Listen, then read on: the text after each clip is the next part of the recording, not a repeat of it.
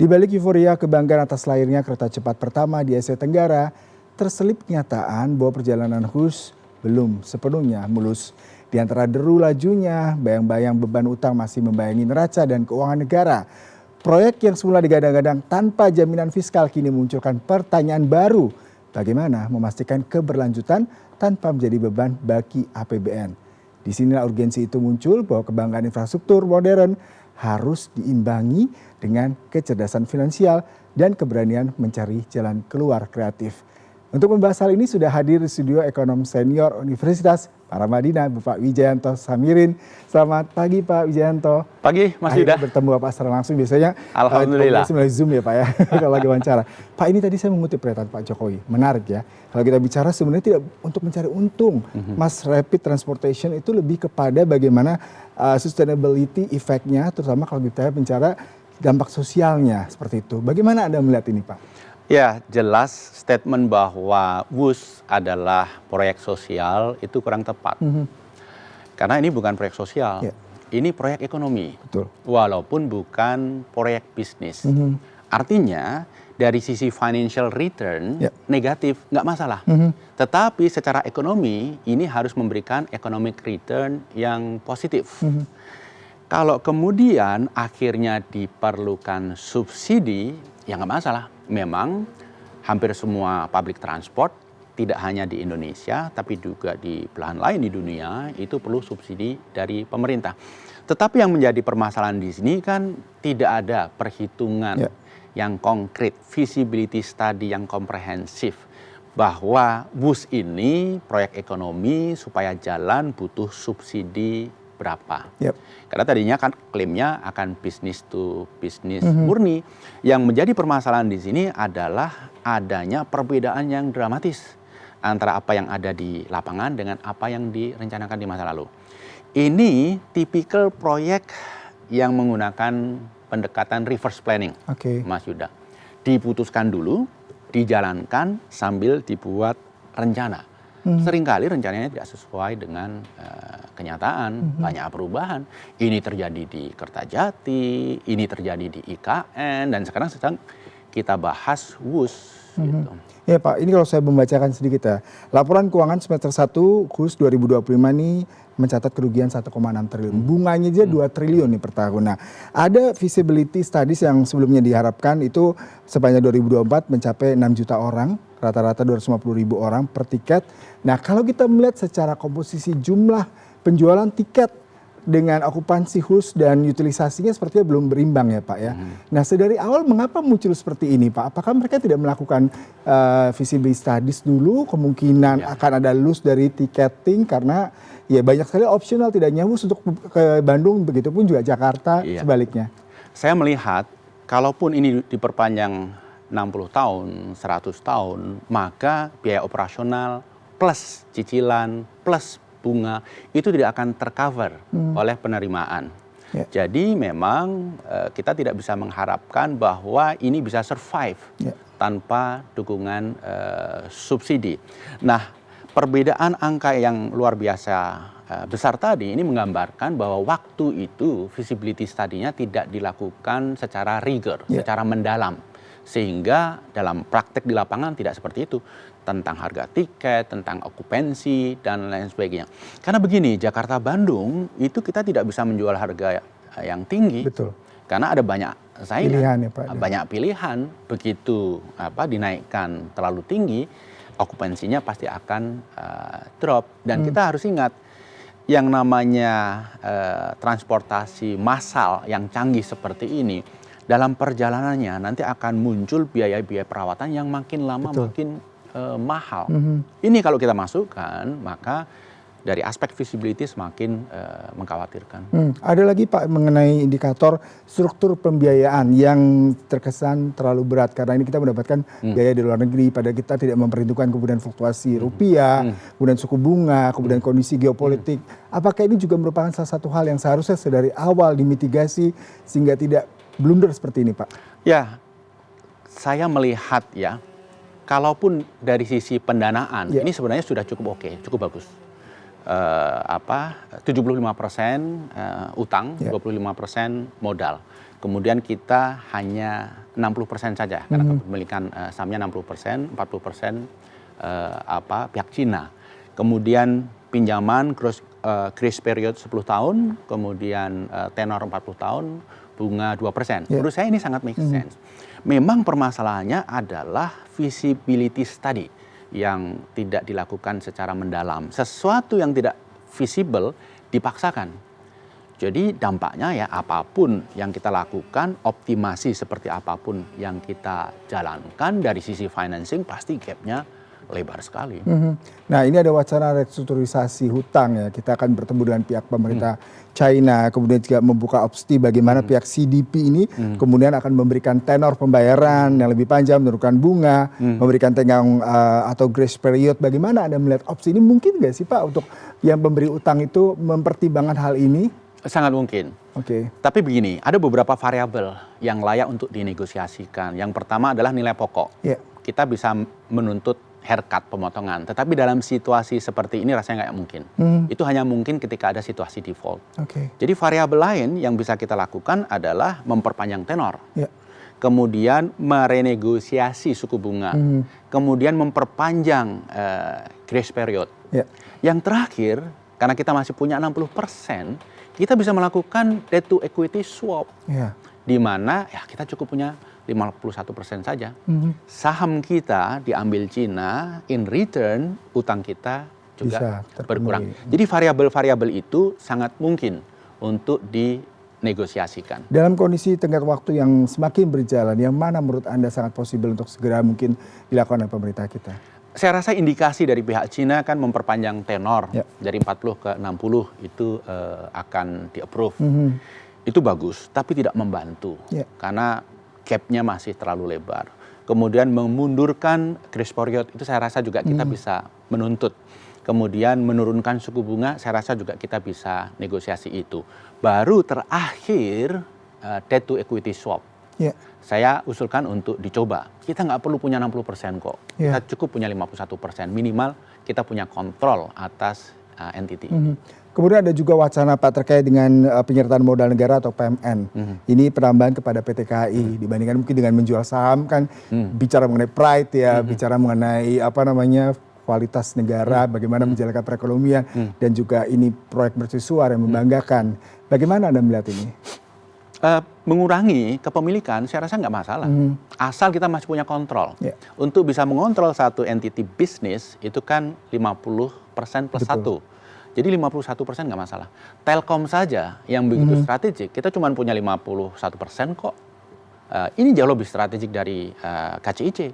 Kenapa KCIC kita tidak legowo untuk berkurang dari 60% ke 51%? Saya justru khawatir pihak Cina yang tidak mau. Kenapa Bapak melihat hal itu? Ya, karena dia akan melihat bahwa sebenarnya 10% saham yang dipindahkan itu artinya adalah tambahan beban bagi mereka. Mereka harus menanggung utang lebih. Sementara dari sisi return tidak bisa diharapkan. Dari sisi nilai strategis, kalau kita lihat perkembangan hingga 1-2 tahun ini, rasanya juga tidak akan seperti yang diharapkan. Misalnya, asumsi bahwa daerah-daerah yang dilalui oleh WUS ini akan tumbuh menjadi properti kelas dunia, kan kita tidak akan melihat itu dalam 10 bahkan 20 tahun ke depan.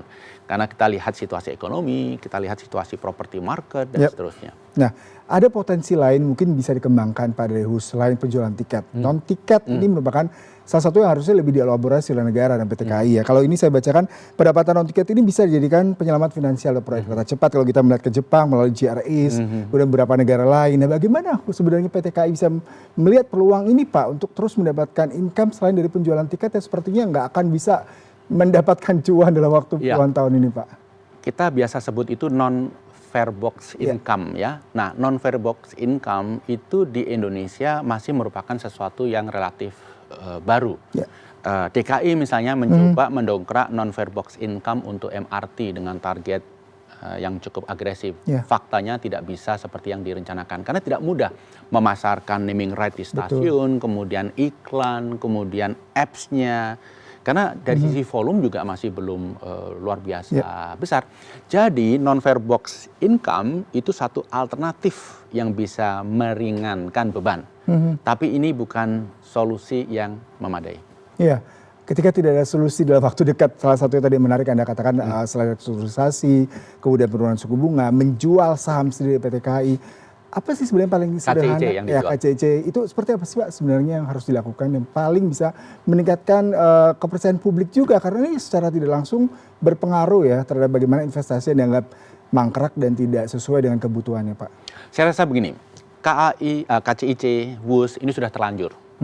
Artinya kita melangkah tidak melalui prosedur yang benar. Apa yang kita diskusikan tadi, reverse planning. Pembelajarannya adalah ke depan. Jangan lagi ada proyek besar menggunakan pendekatan reverse planning. Apakah itu MBG, apakah itu Giant Seawall, apakah itu Sekolah Rakyat, apakah itu Koperasi Merah Putih. Seharusnya menggunakan perencanaan yang proper. Feasibility study, kemudian baru dijalankan. Karena saya khawatir kalau tetap menggunakan prinsip reverse planning ini, permasalahan yang sama akan berulang. Mas Yuda lihat saja proyek-proyek zaman Pak Jokowi yang diputuskan dulu, kemudian baru dibuat perencanaan. Pasti ada masalah-masalah besar yang muncul kemudian. Tol Trans Jawa bagus, ini relatif bagus, tetapi kita lihat waskita karya yang diberi tugas untuk menjalankan penugasan ini hampir kolaps gitu. Karena memang itu tadi tanpa perencanaan yang memadai. Jadi WUS harus diperbaiki, tetapi yang lebih penting adalah dari WUS ini ada pembelajaran berharga untuk proyek-proyek ke depan yang akan dijalankan oleh pemerintahan Prabowo. Bapak pasti sudah mendengar rencana pemerintah untuk memperpanjang WUS hingga Surabaya dengan harapan ini akan mendapatkan lebih banyak prospek ekonomi, pertumbuhan seperti tadi yang kita lihat mengenai bagaimana dampak dari kota-kota ataupun wilayah yang menjadi penyangga dari keberadaan kereta cepat ini. Apakah perlu dilakukan dalam waktu dekat, Pak? Ada beberapa hal ya. Kalau kemudian ini masih mempunyai masalah, kemudian kita lanjutkan, kita terkesan tidak belajar dari pengalaman. Kemudian kita terkesan terlalu Java-sentrik. Kita punya kereta mahal di Jawa, bagaimana dengan Papua, bagaimana dengan Maluku, bagaimana dengan Kalimantan, daerah lain yang transportasi antar kotanya juga masih sangat terbatas. Ini hal-hal non-teknis, non-financial yang harus dipertimbangkan. Walaupun sesungguhnya studi oleh Jepang, dulu Jepang kan bikin studi Jakarta-Surabaya atau Jakarta-Bandung. Sebenarnya Jakarta-Surabaya lebih visible daripada Jakarta-Bandung, sama-sama kereta cepat. Kenapa? Karena Jakarta-Surabaya itu menjanjikan volume penumpang yang luar biasa besar, melewati kota-kota utama di Pulau Jawa. Jadi ya kita sudah memutuskan Bandung, ini kita punya masalah. Kalau kemudian dilanjutkan dengan Jakarta-Surabaya, kita akan terkesan tidak belajar dari pengalaman. Boleh suatu saat kita membangun, tapi tidak dalam waktu dekat ini.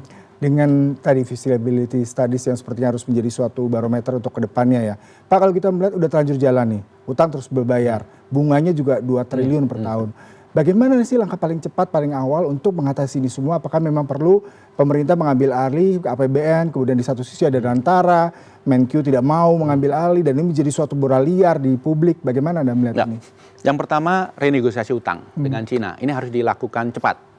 Dan semakin ditunda semakin berat situasinya. Jadi ini prioritas harus dilakukan cepat. Ada satu negosiasi eksternal. Yang kedua adalah negosiasi internal. Karena Pak Menkyu tidak mau menggunakan APBN, kemudian Danantara awalnya mengharapkan pemerintah men-take over. Saya rasa dana Danantara ataupun dana APBN itu kantong kiri kantong kanan. Itu semuanya milik rakyat. Jadi menurut saya yang paling ideal adalah mencari jalan tengah. Tidak harus nol dari APBN, tidak harus seluruhnya dari APBN, tapi Danantara dengan pemerintah atau APBN ini harus menemukan jalan tengah. Karena begini, kalau ini dibebankan 100% ke Danantara tidak fair. Karena ketika proyek ini dijalankan, walaupun terminologinya B2B, tapi saya membaca dalam back mind para pengambil keputusan adalah kalau suatu saat ada masalah, maka PMN akan dilibatkan, seperti proyek-proyek strategik yang lain. Kalau betul-betul tidak ada dana dari pemerintah, menggantungkan 100% dari Danantara akan kesulitan. Karena harus diakui, kondisi keuangan Danantara sendiri sebenarnya tidak luar biasa amat. Benar, setiap tahun Danantara menerima dividen dari BUMN. Tetapi BUMN tidak menerima lagi penyertaan modal dari negara. Padahal kalau kita lihat historinya, dalam 5 tahun terakhir, selisih dividen yang dibayar dengan penyertaan modal dari pemerintah, itu per tahun rata-rata hanya 5 triliun.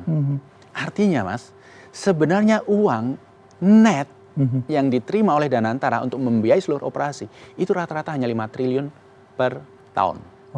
Kalau kita gunakan data 20 tahun terakhir, netnya, kembali ya, dividen yang diterima dikurangi PMN, itu hanya 7 triliun. Jadi sebenarnya walaupun kita berbicara angka besar dalam konteks dividen, tapi net dividennya tidak besar. Jadi Danantara juga jangan diberi beban terlalu berat, karena juga punya penugasan-penugasan lain yang luar biasa. Mengundang investasi, menjadi partner investor asing, investasi strategik bidang A, B, C, dan lain sebagainya. Jadi usulan saya mencari jalan tengah, kombinasi antara Danantara dan APBN. Apabila sudah ada jalan tengah, kombinasi APBN dan Danantara, lalu seperti apa strategi marketing, kemudian bagaimana brand dari HUS sehingga masih bisa berjalan terus tanpa membebani juga pada negara, Pak? Saya rasa terkait HUS, pendekatan kita lebih fokus kepada bagaimana menyelamatkan ini dari sisi keuangan. Masalah marketing, branding itu terus terang tetap harus dilakukan. Tapi kembali, di awal kita sudah membicarakan angka-angkanya. Sukses luar biasa pun, okupansinya naik luar biasa pun, dengan keterbatasan tarif dan lain sebagainya, sebenarnya ini juga tidak akan membantu HUS untuk keluar dari jebakan situasi keuangan yang rumit. Wah, perbincangannya menarik Pak. Sayang sekali banyak insight terkait seperti apa sebenarnya HUS project yang boleh dibilang visibility studies-nya agak sedikit dipertanyakan oleh Pak Wijayanto. Mengingat tadi ya kalau kita bicara dari investasi, revenue, dan penjualan tiket kok sepertinya agak berat. Tapi di satu sisi ini proyek yang perlu membanggakan dan juga harus terus berjalan Pak. Sudah besar sekali investasi yang diberikan sehingga perlu tadi ada strategi yang penting bagaimana pemerintah dan Danantara bisa berkolaborasi untuk tidak hanya sekedar membayar bunga hutang tapi juga bisa terus melanggengkan keberadaan HUS ke depannya. Terima kasih Pak untuk perbincangannya pagi hari ini Pak. Terima kasih,